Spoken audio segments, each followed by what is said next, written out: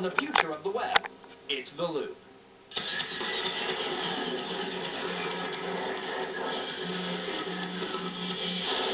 Joining me from Los Angeles to help us make sense of it all, staff writer for the Los Angeles Times and writer for the newspaper's technology blog, David Sarno joins us in The Loop. How are you, David? Good. How you doing, Kevin? Thanks for having me. Thank you for coming on. I know it's a depressing and all too serious topic, but I think it's an important one for our audience to sort of grasp. It could have some serious ramifications on the internet and on the way they use it. But let's start with what exactly happened with the suicide of Abraham Biggs last week.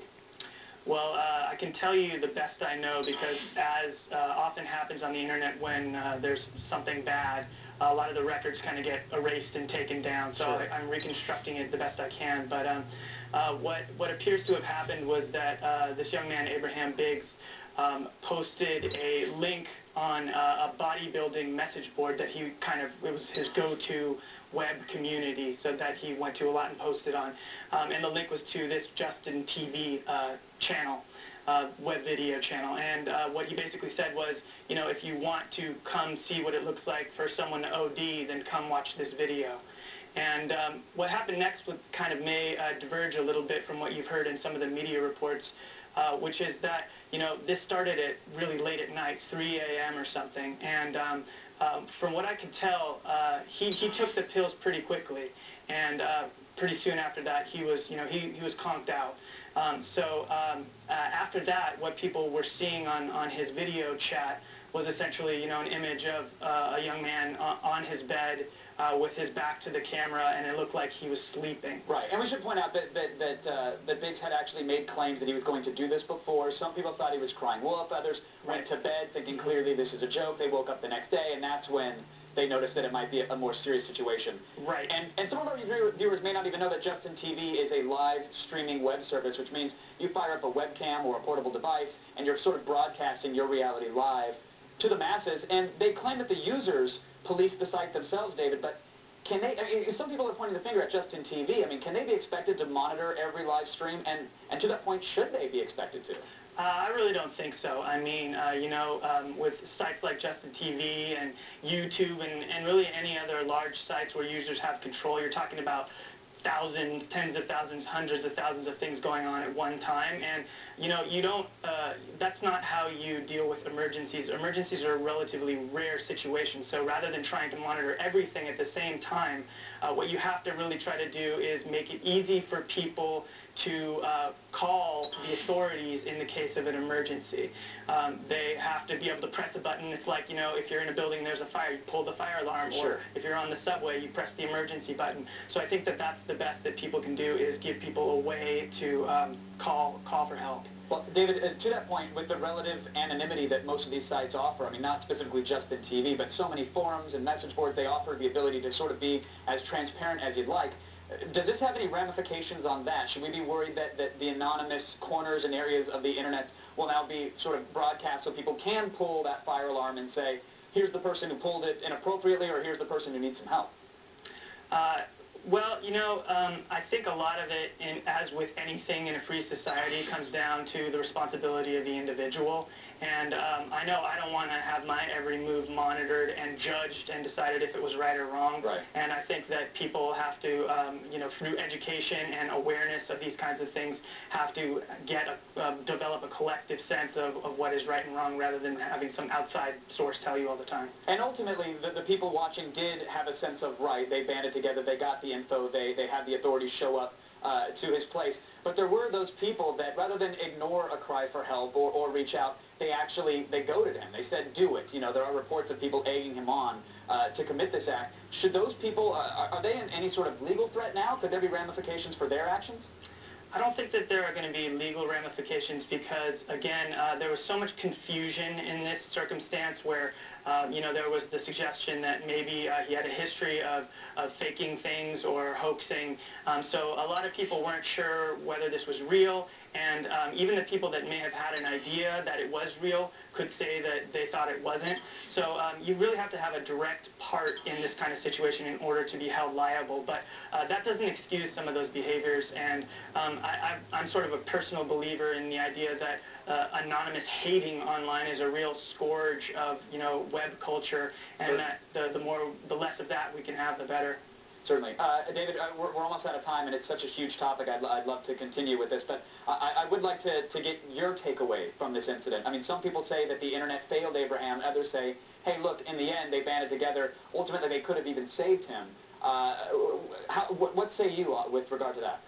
Well, I basically think that the time window during which somebody could have helped him closed fairly quickly, and so that, a lot of the general awareness of the situation didn't start until the next morning when it may have already been too late.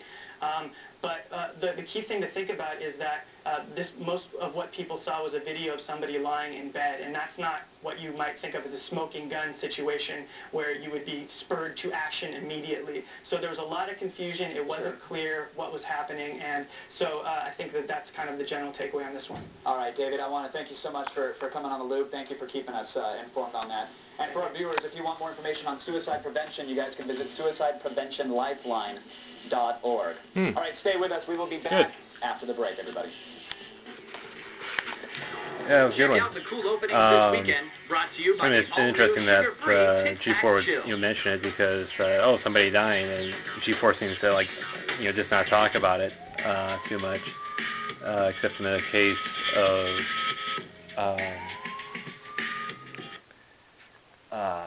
Heath Ledger, but then again that's because of the pop culture influence that he had on, especially since Batman was coming out. Now, what's real interesting is that it's G4 TV that gave Justin TV some initial promotion, and you can almost, I'm almost curious if the first people to really recognize and promote Justin TV, which is what you could say started